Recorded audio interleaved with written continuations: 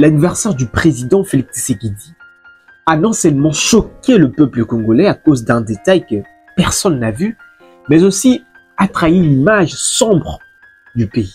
Surprise, pour ces jours exceptionnels, on voit la première ministre debout, ce n'est pas habituel. Donc que va-t-elle faire? La presse s'est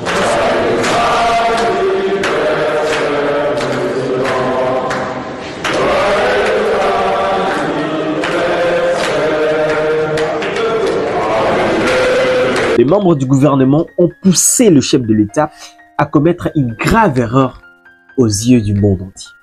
Et si tu veux découvrir ce détail que personne n'a vu, ce détail qui a choqué l'opinion publique et internationale, regarde cette vidéo jusqu'à la fin. Happy birthday to you. Il y a qu'une seule démarche, la flatterie. Il faut savoir flatter les chefs. Fatime, Béton, Ozi Moussala. Le 13 juin 2025, le jour de l'anniversaire du chef de l'État, Félix Tshisekedi. Bien que ça soit une journée symbolique et importante pour sa vie, mais ça tombe au mauvais moment. J'étais en train de fuir la guerre, mais en arrivant à Kibaya, j'ai rencontré 3 hommes armés. Ils m'ont dit de coucher avec eux, que sinon ils m'auraient tué. J'ai essayé d'appeler à l'aide, mais ils m'ont violée. Je ne sais pas si j'ai attrapé une maladie ou pas. Les M23 sont arrivés. Ils m'ont emmené dans la brousse et m'ont violée. J'étais sans défense. Après, à l'hôpital, quand on a commencé à me soigner, le M23 a attaqué les soldats congolais. Et tout le monde a fui. Et je me suis retrouvée ici. La honte et la peur d'être rejetées par leur famille obligent ces femmes victimes de viol à garder l'anonymat. Cette mère de 45 ans se souvient de ce jour de mai où les rebelles ont enlevé sa fille de 15 ans pour la violer avant de la relâcher. Quelques semaines plus tard, ils sont revenus. Nous étions au champ quand nous avons croisé des soldats du M23. Il y avait 14 soldats et nous étions 3 femmes. Moi, j'ai été violée par 3 hommes, tous des soldats du M23. L'une d'entre nous était encore très jeune, mais elle a été violée par 6 soldats et depuis, elle saigne toujours. Les hommes ne sont pas épargnés. Malgré une opération chirurgicale dans l'unité de la Croix-Rouge à Goma, Augustin, 32 ans, boite et souffre toujours de la balle reçue en août dernier alors qu'il rentrait chez lui. Si le M23 arrive ici, franchement, je ne peux plus fuir. Regardez ce que le M23 m'a fait. Une balle dans la jambe. Ils sont capables de tuer même un enfant. Ils sont sans pitié. Ils s'en foutent de la vie des civils. La RDC est en guerre. Le M23, soutenu par l'armée rwandaise, occupe plusieurs territoires. Je veux même dire plusieurs territoires, y compris des grandes villes stratégiques comme la ville de Goma, Bukavu, Rutshuru y compris. Et là, c'est pas fini. On parle de plus de 7 millions de déplacés internes, des exécutions sommaires à Kishishi,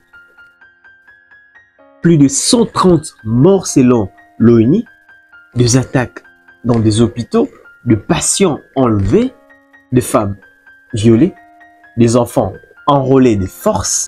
Et pendant ces temps-là, le président de la République est applaudi, fleuri, célébré. Une chose que moi je considère comme une humiliation.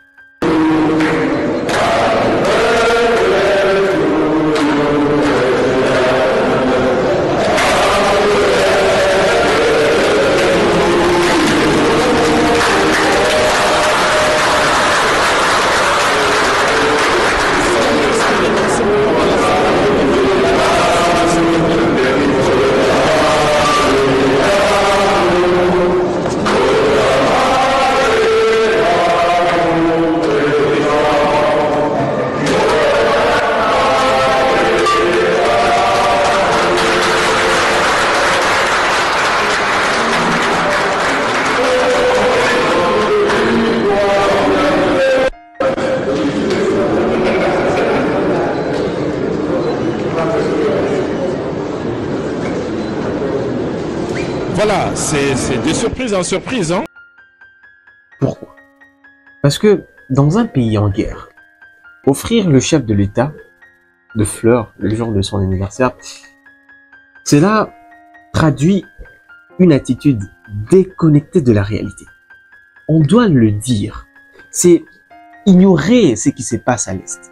C'est ignorer la réalité. C'est ignorer tous ces massacres.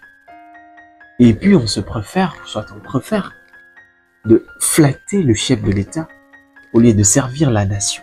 Il n'y a qu'une seule démarche, la flatterie. Il faut savoir flatter les chefs.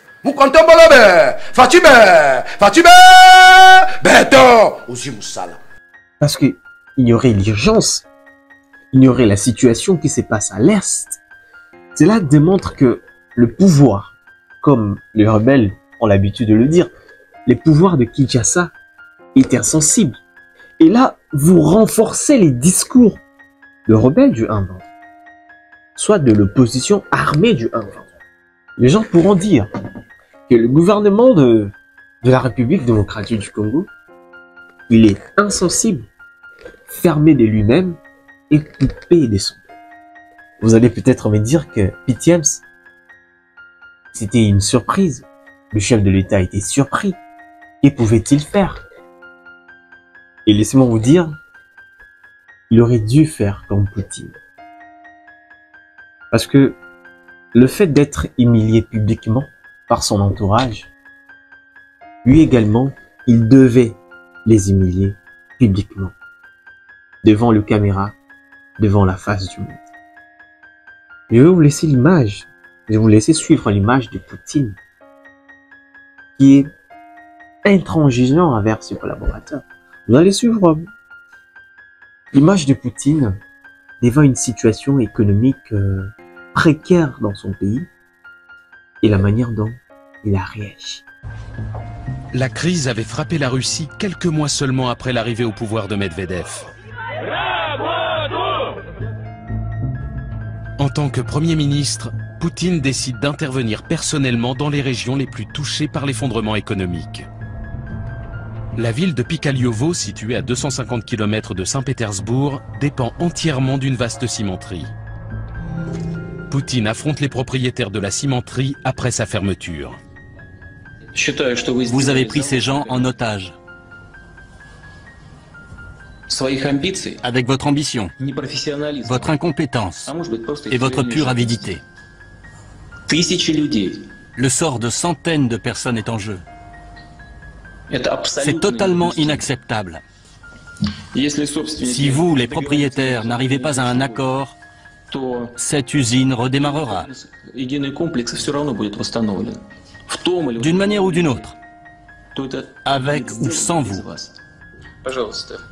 Seul Poutine peut intimider un milliardaire comme Oleg Deripaska pour le forcer à rouvrir une usine.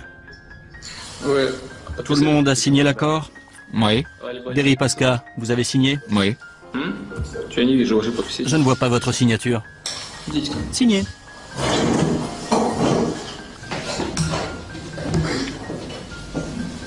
Voici l'accord.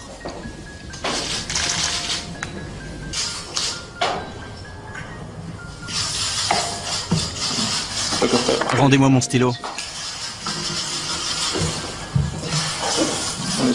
Ça, c'est du Poutine. Je pense que, devant cette situation, le président de la République aurait dû répondre autrement. Par exemple, Madame la ministre, tu m'offres de fleurs, mais où en est de la mission que je t'ai confiée? Le social du peuple, l'eau, l'électricité, le chômage, la famille. Est-ce que ça avance? Ça avance? Mouyaya, tu m'offres de fleurs. Qu'est-ce que tu fais dans ton secteur? Pourquoi les agents de la RTNC ne sont-ils pas payés? La ministre de l'ESU, pourquoi les étudiants aujourd'hui payent les doubles de ce qu'ils payaient sous mon prédécesseur? Et vous les obligez de payer en dollars? Je pense que une humiliation publique, je crois que cela aurait pu être un bon exemple. Leur dire, au lieu d'accomplir vos missions, vous êtes là pour me flatter. Donc, vous vous contentez de me flatter. Au lieu d'accomplir le tâche que je vous ai donné, au lieu de vous concentrer sur l'intérêt général. l'intérêt de la population, la sécurité de la population, le social de la population. Je pense que ces jours-là, s'il les avait remis à leur place, le président aurait marqué l'histoire. Mais, dommage, et malheureusement, il a laissé passer sa chance. Et pas plus tard qu'hier, le président de l'Assemblée nationale, Vital Kamerhe, a annoncé la mort de plus de 318 personnes dans la province de Tanganyika, la province voisine de celle où le chef de l'État a fêté son anniversaire, surprise, tout ça. Et puis, on parle de villages évacués, des villages entiers évacués. Le président de l'Assemblée nationale a même observé une minute de silence. On a enregistré cette nuit 318 personnes tuées et des villages évacués. C'est un drame qui ne peut pas laisser l'Assemblée nationale indifférente. Donc, pour les morts des Kabaré et les morts des Moba dans Tanganyika, je vous prie d'observer une nuit de silence.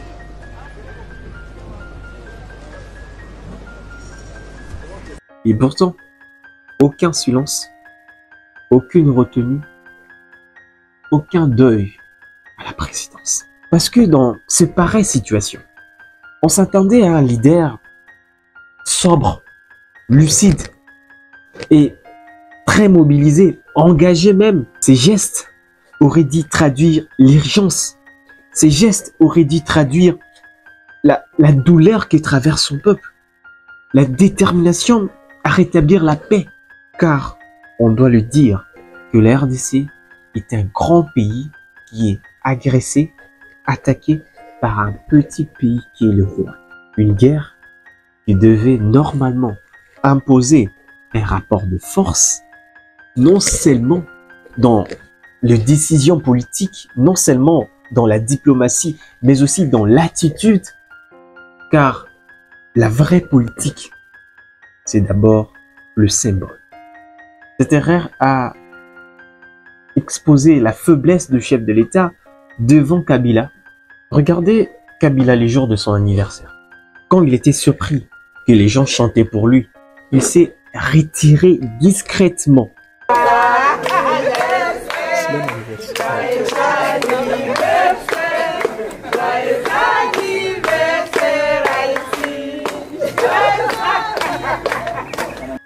Donc il a voulu lancer un message que ce n'est pas mon anniversaire, ce n'est pas la célébration de mon anniversaire qui compte, ce n'est pas ça.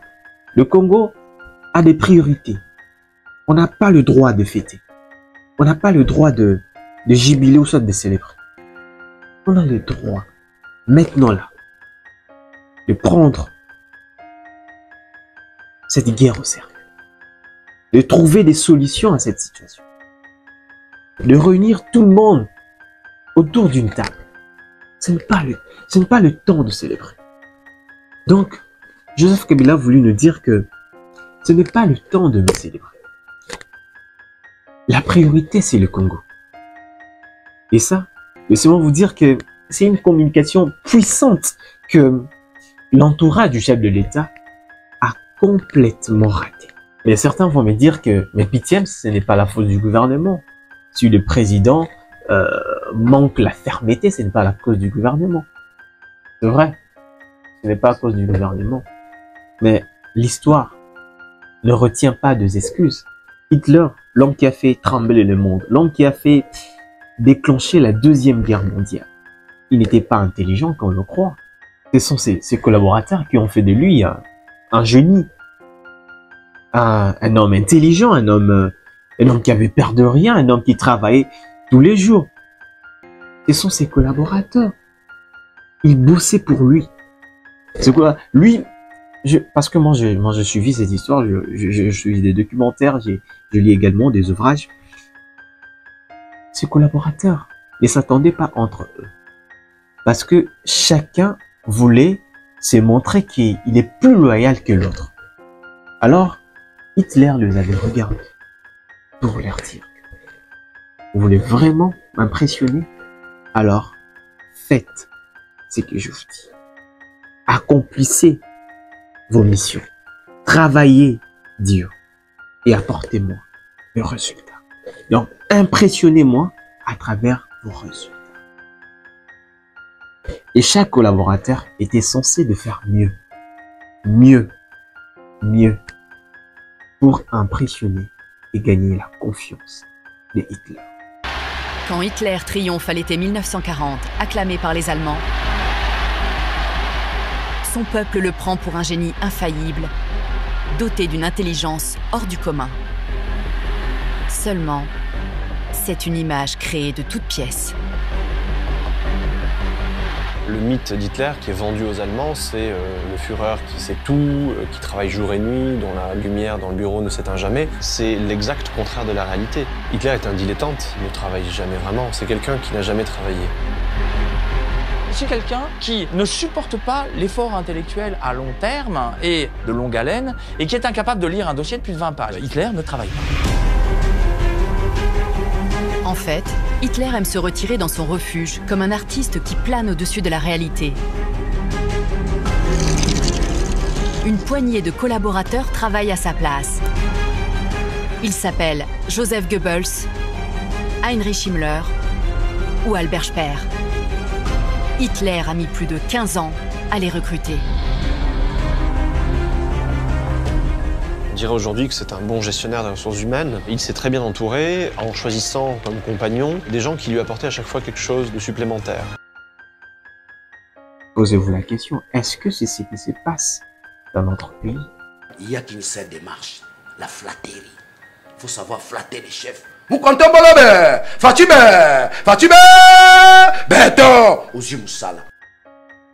veut flatter le chef de l'État par des discours. Mais sur terrain, rien n'est en train de se faire.